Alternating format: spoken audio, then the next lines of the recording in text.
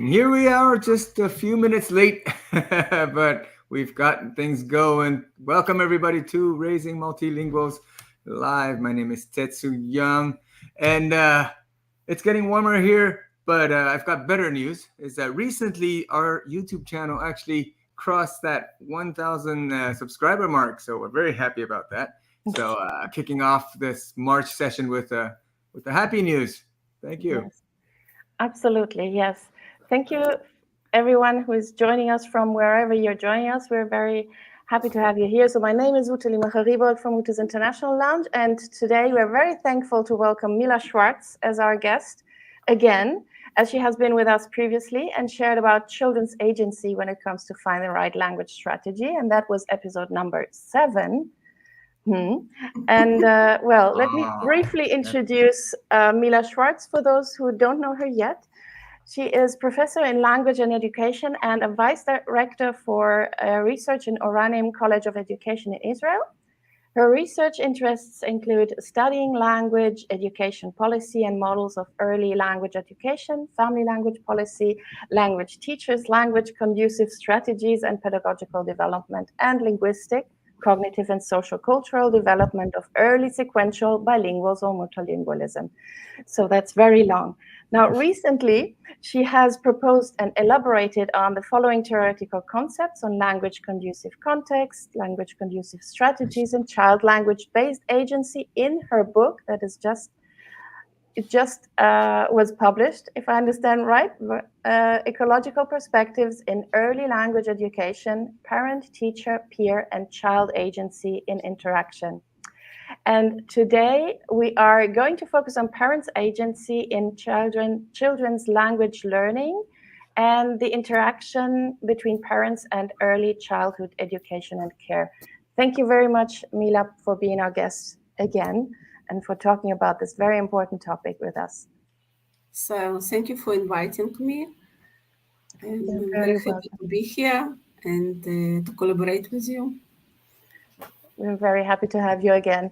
And let's just dive into the first questions that we have for you. So you talk about the ecological perspectives in early language education in your book. Can you first maybe describe to our followers who are not that familiar with the term yet, what the ecological perspectives are, and also the optimal ecological system then surrounding children with respect to language learning? What do we have to think about when talking about this?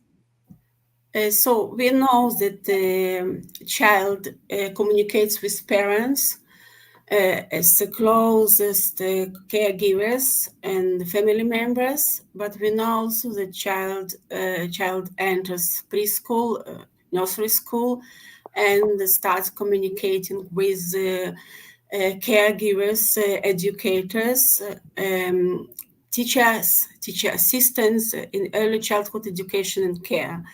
And this communication we can approach as a microsystems based on Braintree-Brenner's model of early child's development.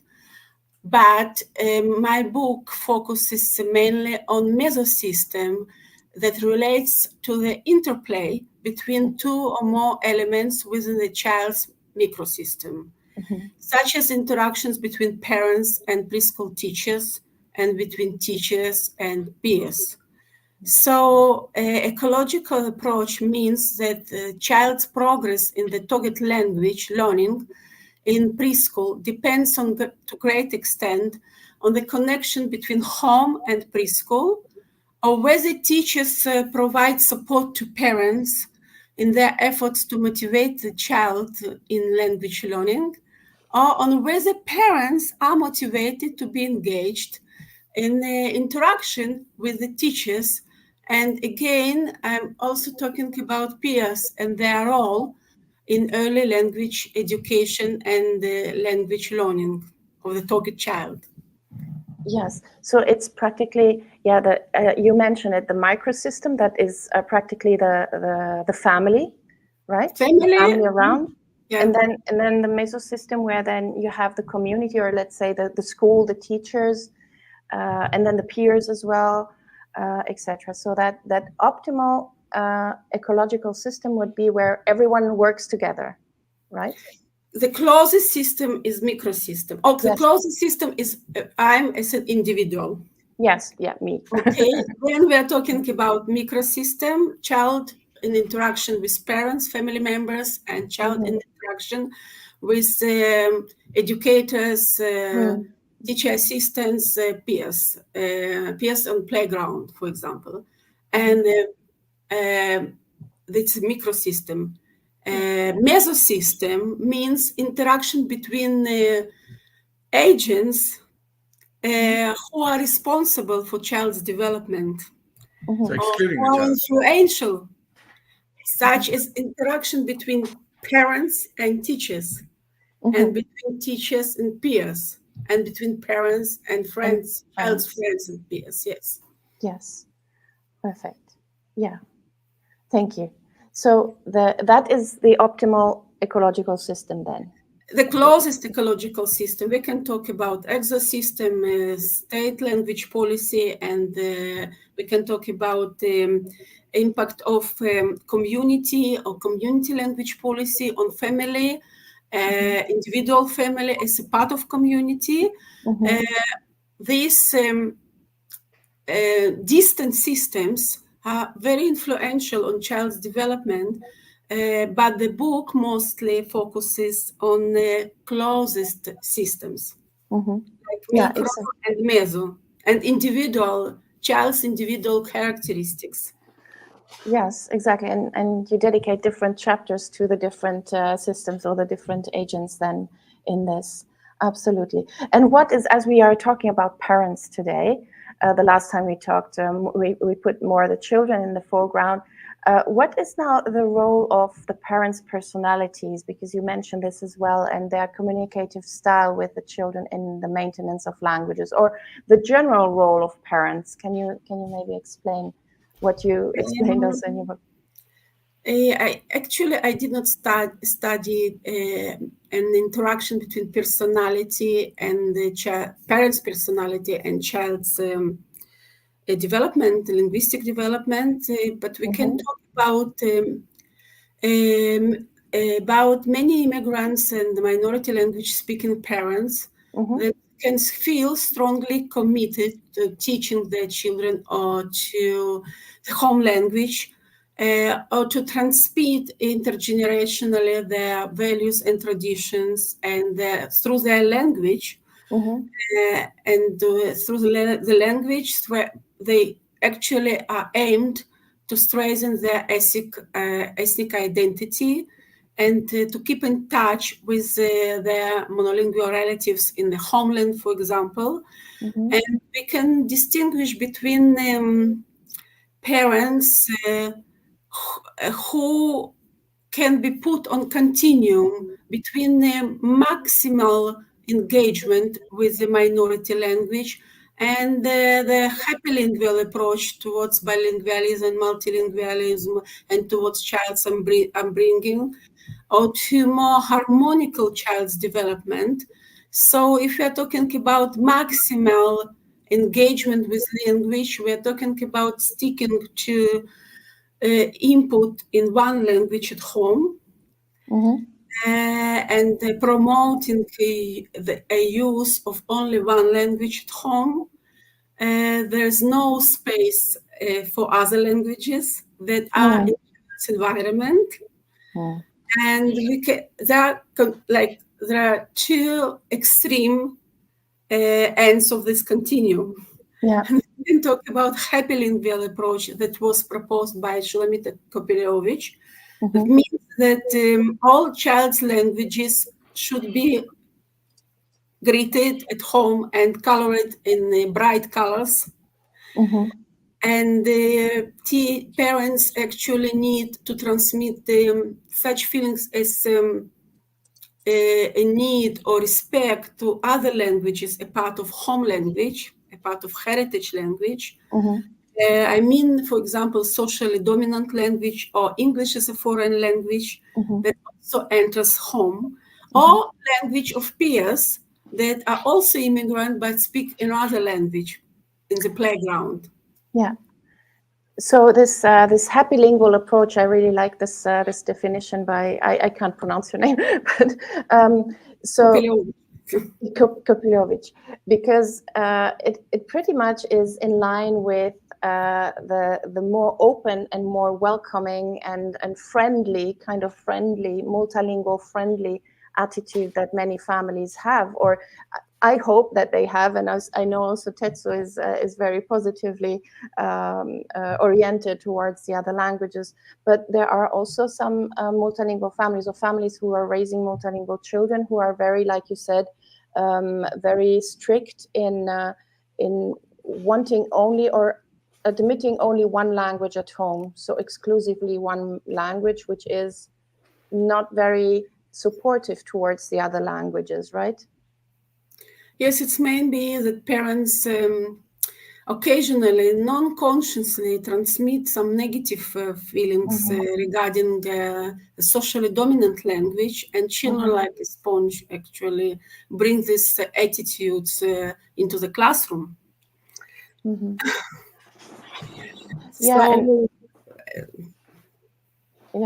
And not only the classroom, right? I can imagine that this kind of attitude is also affecting the whole family in the end. Yes, it affects child's progress in the socially dominant language or other language that he or she are supposed to learn in the school system or preschool system. And parents actually can't, both parents and teachers, I'm talking about both parents and teachers, like the parents have their family language policy that actually is drawing on ideas or beliefs regarding languages, family language practices and management. But teachers also have their language policy, language educational language policy.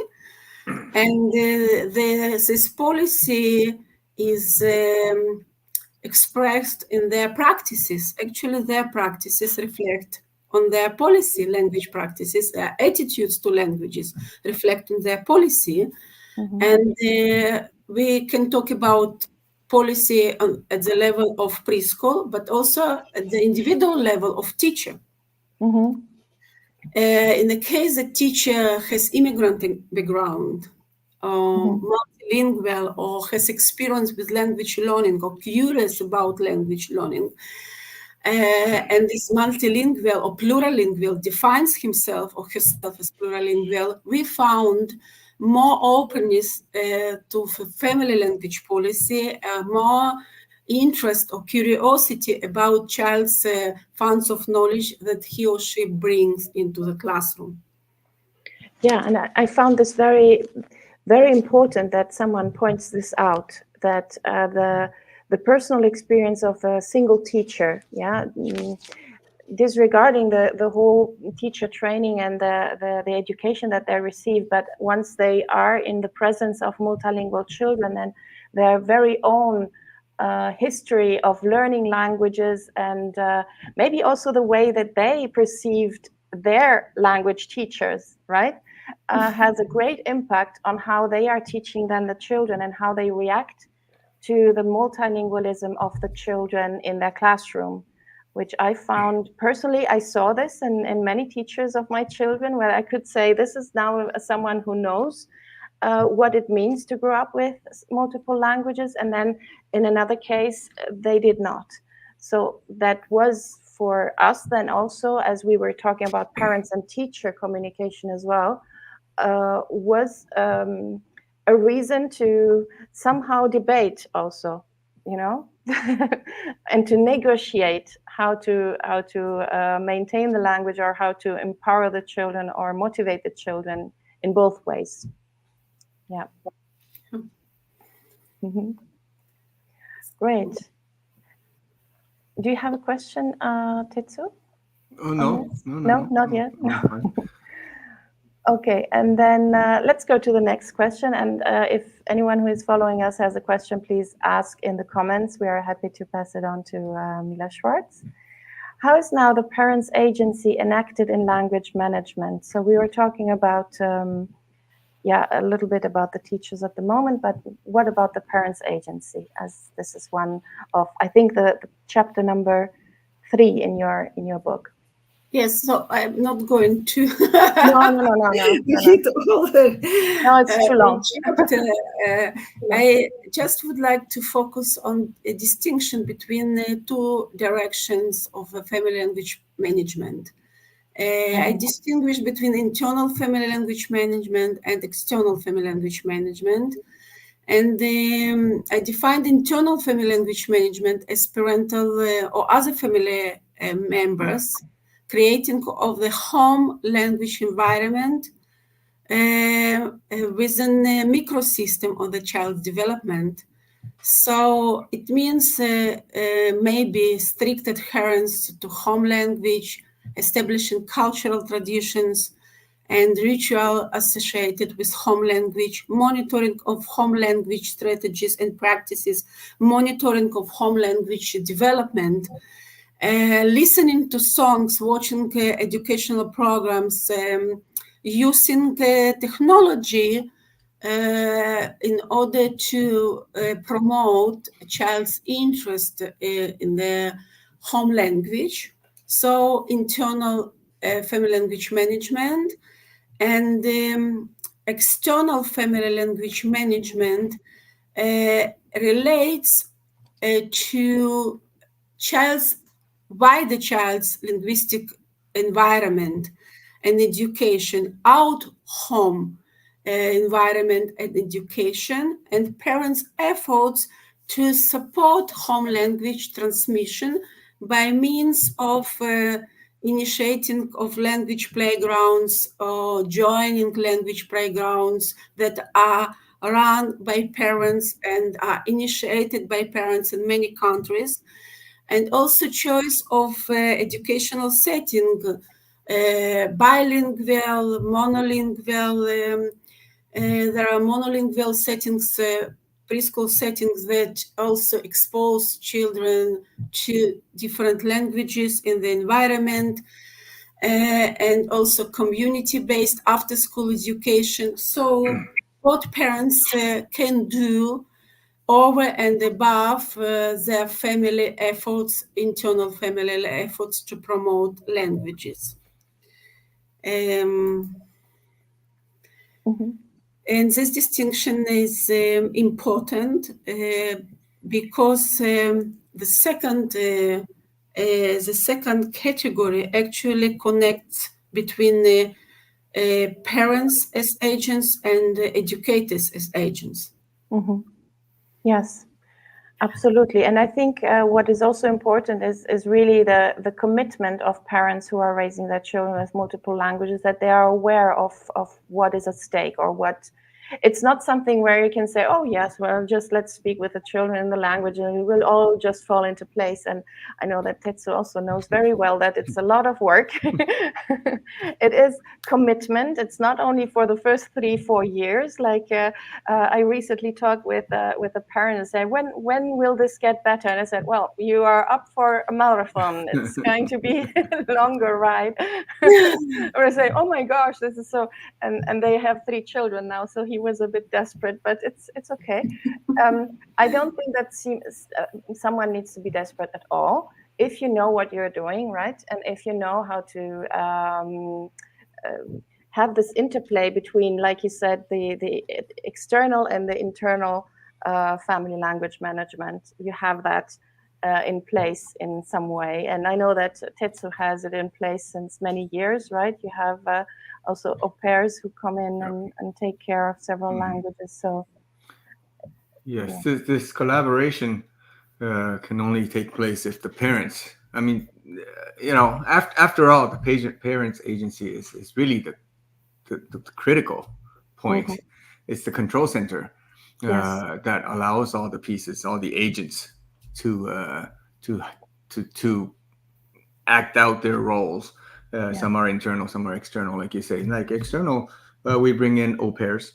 We also have coaches. Like, let's say here we live in Quebec, so everything's in French. But if my daughter's taking the horseback riding lessons, I would actively seek out a coach that's bilingual, or, and asked the coach to just speak English to my daughter so that she could have quality input in English.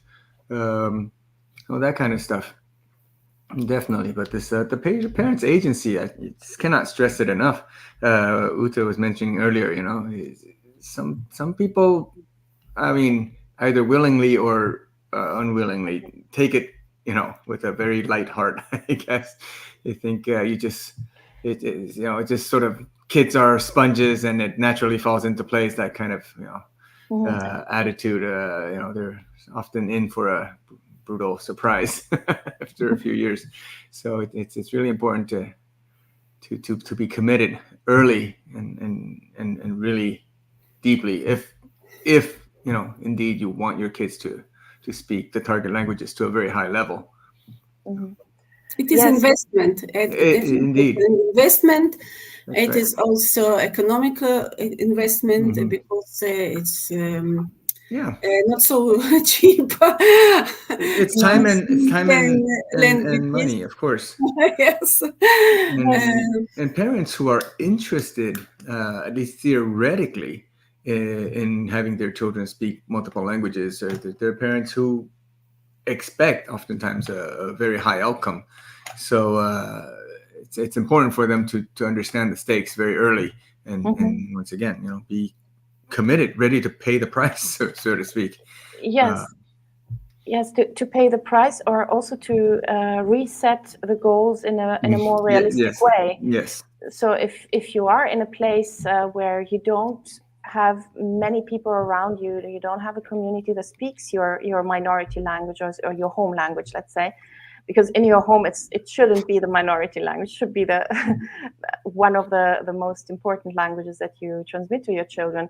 But if you're the only one or one of the few, then it needs to be made a reality check. What can you do if you're the only person? And what is realistic? It's not realistic to think that the child will develop in the same way like with the more dominant language, maybe where the child is schooled in. So this, I find you emphasize it very well also in your book, Mila, and that I think it's a good read for everyone, not only for parents, but also for teachers and practitioners to think about what you have to have in place if. And I would like, as we are talking about parents, and I mentioned this before with you, Mila, sometimes there is also a struggle between the parents, right? If you have maybe one parent speaking a more prestigious language and the other one a less prestigious language, wherever this might be, either in the family or in the community, or however they perceive it, a less or a more prestigious. And then this problem or this attrition already starts in the family, right? Yes, we are talking about language hierarchy. Yes. And stratifying languages. We can observe this phenomenon at schools. Yeah. What are languages that are prestigious, like French, English, German in Europe, for example, and languages like Turkish, for example, and Kurdish are maybe less prestigious and less evaluated, underevaluated. And maybe it's not only school discourses or preschool discourses, but maybe these discourses come from home. Yeah. Or from out preschool environment, because children are very sensitive to what message we would like to transmit them. And my message is that parents need to be very careful in their discussing their attitudes, expressing their attitudes towards family languages of each other, and the languages of a child's environment. We know that in our global world, children are exposed to more than 2 languages. And there are maybe 3, 4, 5 languages in their preschools. So it is important to be very attentive to the way we express our attitudes at home. Yes, absolutely. And it shouldn't become a power struggle, right? Yeah. definitely. Yeah. Thank you for saying it as well. So, can you maybe now comment on the collaboration? This is the next question. Can you comment on the collaboration among agents and how parents can optimize the interactions? So you mentioned slightly already part of that. Yes. But In general, we can talk about two policies in interaction. We can talk about if we are talking about immigrant parents. In many cases, preschool is the first place that they start their socialization, of their children's socialization. So it's very important point that teachers indeed should be professional, and we expect them to be not only friendly, but be knowledgeable in terms of what are characteristics of this community parents come from. What are cultural characteristics, what are linguistic characteristics, to what extent the home language is different from the socially dominant language. We're talking about that we advise or the parents need to receive in the preschool. In many cases, they need the preschool support of their policy or approval. But we know from research that it also depends on parental culture and parental attitudes to the preschool and teachers. In a case, parents come from a culture where teachers are absolute authority, and actually do not think that they need to argue with teachers or they need to express their opinions. So there are different agents, and there's not only language barriers between parents in many cases and teachers, but also the culture of early preschool education in their home country can be very different from the culture of early preschool education and care in the country of host country, in the country of immigration. Moreover, in some cases, there is no preschool education at all in the countries of parents they immigrated from. So all this information should be acquired by teaching staff before welcoming families, immigrant families. And it's also an issue of their professional development, in-service professional development. yeah, I published a number of articles with my colleagues about in-service teachers' professional development within the domain of linguistically and culturally responsive teaching, and also intervention studies. So your audience are welcome to read them. Yes. So I try now to translate it into something easy. So what you're saying is that it would be good that the teachers know beforehand. Maybe they visit the family or they meet the family and they see them in action whilst communicating in their language or whatever language they choose, in order to have an idea of what is going on at home, how they are using language, how they are communicating, interacting, so that they can be of better help for the children when they are at daycare, right? Or preschool. Yes, definitely. Home language environment and cultural environment. You know that I can't distinguish between language is a part of culture. Yeah. So not a separate phenomenon. So through language we express our culture, but also through body language or non-linguistic affordances. So it's very important for teachers to be exposed to such concept as funds of knowledge that family brings, community brings, and to be knowledgeable and to be sensitive. Yes. But it's two-way system, you know, so parents are also should be, it's important for parents to be more knowledgeable in terms of what is to ask services about clarifications, what are cultural norms in early childhood education and care in the host country. Yes, and probably also that they know the school culture or the educational culture where they are moving to or where they are living. So as you say, it's both ways. It's like a communication. It's like a turn taking, right? So you show me a little bit what you do, I show you what I do, I tell you what I expect, you tell me what you expect, and somewhere the children are somehow in the middle, and we hope that they are going to be educated. Negotiate expectations as well. Yeah, negotiate expectations. As a critical stage in terms of interaction. We are talking about our target, actually. We are looking for partnership, but the partnership, to reach partnership, it's not easy between home and preschool. So many cases, there's the teachers search for fluent communication. They use translation, Google Translate, and they use mediators, community mediators, as connecting persons in many cases. And also they send messages in the home languages. They make efforts. Parents also need to make effort to acquire the socially dominant language. So it's definitely a two-way system. Yeah, absolutely.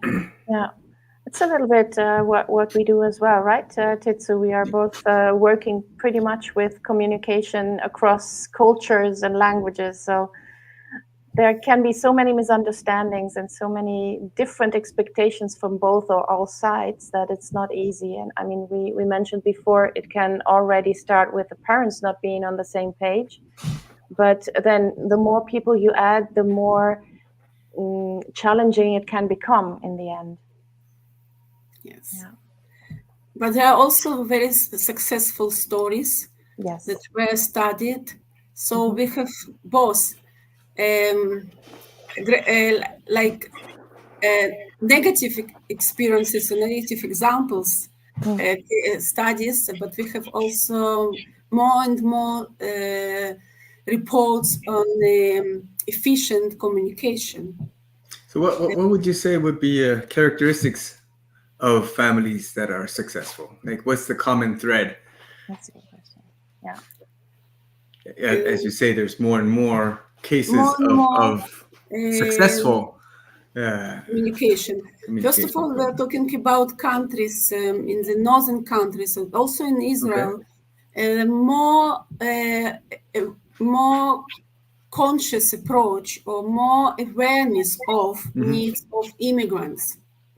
So less mistakes, so like educators learn on their mistakes and they start to prevent these misunderstandings, to think about these community issues or community differences or cultural differences between some immigrant community that is major immigrant community in this area in advance. And they receive also, like in the case of Israel, our teachers receive advice or some supervision of sociologists or maybe anthropologists who can help to decode cultural codes. That's great. But this is not happening around the world, right? Not yet. More and more in the northern countries, for example, in Iceland, in Sweden, in Finland, more awareness of the need to learn about communities around. Yeah.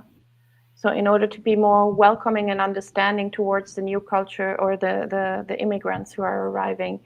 And yes, no, absolutely. And what are now the most important? I pass to the next question, and then maybe we can also welcome some questions from the audience. What are the most important emotional aspects now in family language policies? You mentioned family language policies before.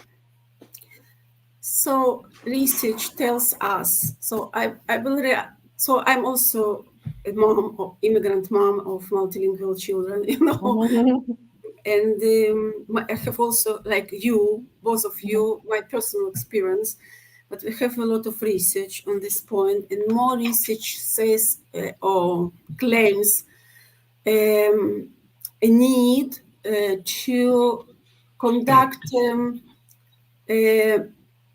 fluent communication, maybe on the expense of sticking to one language, or maybe on the expense of right language or correct language, home language. So parents, there are cases when parents try to prevent interruption in this natural communication flow in order not to stop this flow, not to prevent child from interaction. They prefer to close their ears and not to react on incorrect use of the language with mistakes. I also did this way in order to not interrupt this natural interaction and not to transmit negative feelings to child. I think it's a very clever way, win-win way, in order to support home language on the one side, on the other side, to be sensitive to the child's needs, of welcoming, of well-being, of bringing up in non-stressful environment, non-stressful in terms of language, fighting and struggle, and etc. I hope I clear. Yes, I think so. So to be somehow less strict towards a perfection doesn't exist anyways. Perfect correct, kind of, perfectly correct Russian, correct. perfectly correct Yes. English. Yes, and to welcome that the child is communicating to his or her or their capacities at that age. Yeah, I mean, they are anyways learning, and we all are learning, but so they will never stop learning. So it's not something where we can say, no, it needs to be perfect by age 5 or 6 or 7. It's never going to be. But it's also somehow maybe this curiosity, I think you also mentioned it somewhere, this curiosity towards the way the children or the people that are learning the language are using the language as well. Yeah, so this emotional aspect, I fully understand. I think every parent understands the frustration if the child is making always the same mistakes or is using the language in a way that is just not how you expect it. And then not chiming in or not saying something is not always that easy. Yes, Right. try not to tease him or her, No. and Yeah. indeed to create a joyful childhood, joyful, happy atmosphere at home, connected to the home language. So it's important that home language will not be associated with burden, with commitments in early childhood, or with negative feelings the child feels. Yes. And here I would like to link back to what you said before, because you mentioned, yes, we want to make sure, for example, if we have as a goal that our children are able not only to speak, but also to read and write, but then maybe we are in a country or in a place or the child is going to a school where this is not supported. So some parents take it onto them to become like the teachers of their home language. And that becomes also quite stressful, right? Because you're wearing that other hat as well. So are you now in the teacher mode? Are you now in the correcting or in the guiding mode? Or are you in the fun mode? And how can you combine that? It's not easy at all. Yes, there are actually multiple commitments, and parents in many cases they have like children would like some other hobby than home language, like football or another activity.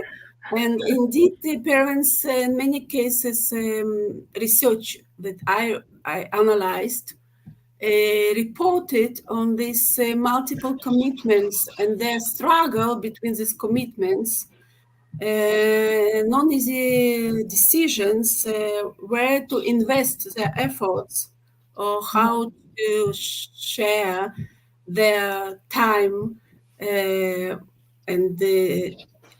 divide their time between competing commitments. So, because there are also homework in the official mainstream education, the need or the parents' family language policy that stresses maintenance and literacy acquisition in the home language. Yeah, the literacy.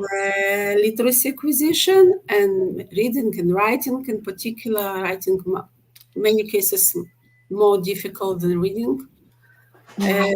Because of orthographic conventions. So, like opaque languages. Yes. And indeed, the parents need to monitor language and literacy development. It's a long run work, as you said, stressed previously. Absolutely, yeah. And you were mentioning right now, and this is, leads to the next question that we had for you. What if the children, with all this, let's say that the parents want them to be able to read and write, and they teach them also their home language, maybe of another script compared to the one that they are learning at school. What if the children manipulate or even reject then the family language policy? It happens. Happens both sides. Child can reject socially dominant language, and can reject. There are cases home language. I think it's also painful result of some very tough family language policy. If can I describe it as tough? And also it can be also connected to age and child socialization. So the elder children closer to adolescent period are more and more they will and would like to distinguish themselves from family. It's a natural process of adolescent period, and to be closer to their friends, to their company, to their society, and maybe their friends speaking other language, home language, in many cases. So we can also observe cases of rejection during adolescent period. Yes, absolutely. Yeah, which actually now already also answers the next question that we had, and it's the last one. So if anyone has another question, please share in the comments. How this you just said it also applies for older multilinguals or children that are older, that they can reject the language or the language use or what was agreed within the family for several reasons, mainly for peer pressure. Or for distancing themselves from the family or from the parents. Exactly. Yeah. It's not an easy task. Not an easy task, but many families actually successfully manage to transmit languages. And we can also think about some kind of passive language competence or receptive bilingualism. But when parents continue to develop, to invest, enrich the home language input, also in a case child prefers a socially dominant language in communication, not home language, We know that this passive stage does not mean no language enrichment, no language development. So this passive bilingualism is a stage when child continues to acquire or to develop or to enrich his home or her home language. Yeah. And it can be activated later, or maybe if then a peer, boyfriend, girlfriend, whoever, then arrives and speaks the language, it's like the magic wand somehow. Sorry, Tetsu, you want to say something? No, at precisely the same point. That this, we talk about the receptive bilingualism, and we often meet parents who are more like these all or nothing type parents. If they can't speak, then it's not worth it. But I always, let them know that just being able to understand it very well is already a huge win. And as Ute mentioned, you never know when they will have this little aha moment, and they want to pursue their heritage language once they're 18 or 20. But if they have that foundation, then it's much easier for them to pick it right back up and start the process of thanking their parents. Language revival, yes. Revitalization, they can pick up language, like they can actually transmit from the stage of passive to active, to activate their knowledge, definitely. Well, I do continue to struggle when parents ask about, how do we deal with language refusal? I just don't seem to find one good answer that fits everybody. We have to make the strategy based on what we know about the child. But I think the best strategy is prevention. So I always talk to parents about how to prevent refusal from beginning in the first place, and that really is based on building a good, solid relationship with your child, a good communication, good trusting relationship. That's not necessarily just language based, but really heart to heart based communication, and with that, everything else would flow. So, but if it's already initiated, if there is a refusal, then I continue to encourage the parents to still do what they can to encourage the children to speak or to take in the language without being forceful, and take what they can until perhaps one day they will just wake up and say, well, I want to revisit my roots. They could also have then a bilingual communication, which happened also inside. There are several studies of people who were speaking with their children or also with adults then in another language, right? As long as you can still have this connection and have this communication with the child or the person, nothing is lost, because actually as they grow and also your language use changes, becomes more adult or more sophisticated, you have formal, informal, etc.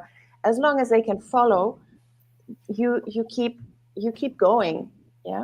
I think the main problem, at least for me, is always when I see, the child cannot follow anymore what the parent is saying, and that is then a problem, because if you're not able to communicate with the child because the child just doesn't understand what you're talking about, then the problem is somewhere else, right? So that's more, but this is just an exception, or let's say it's not so common. Hopefully, I hope. I don't want to end in a negative note. Absolutely not. Well, nothing's negative here. No. I mean, it's a challenge, and so you find a way. The biggest challenge, I think. Also with that, right? So yeah. Yes, I can say that I have one child who is 31 years old. He's getting married, and another one is 26 years old, almost 26 years old, and they are both fluent Russian speakers to some extent, but their dominant language is Hebrew. They're also dominant in English, because my youngest child studies medicine in English in Poland.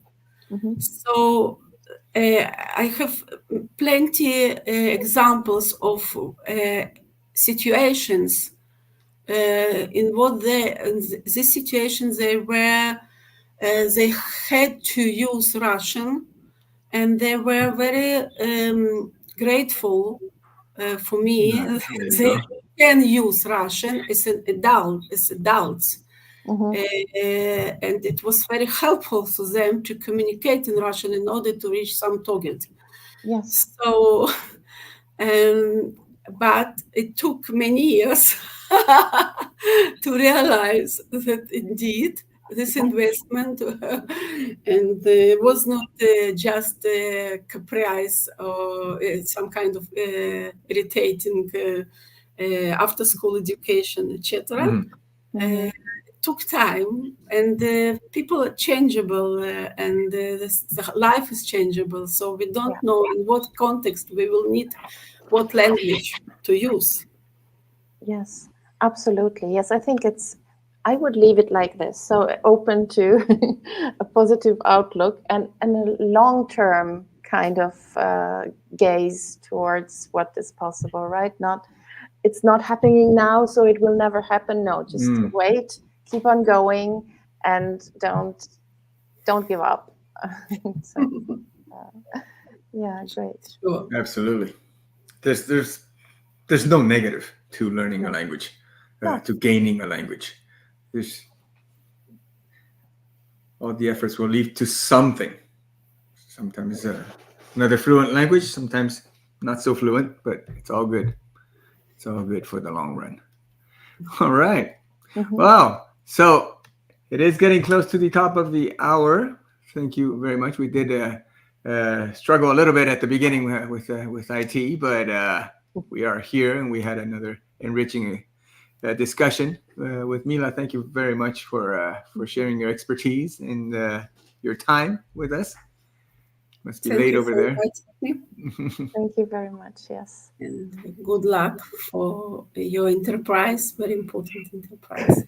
Thank you. Well, thank you so much. And thank you for those who tuned in on Facebook, YouTube, and on LinkedIn. And we will be back to our normal time. That is the third Tuesday of the month. This month was a little special, but the next one will be in 3 weeks or so, because it will be back in the third week.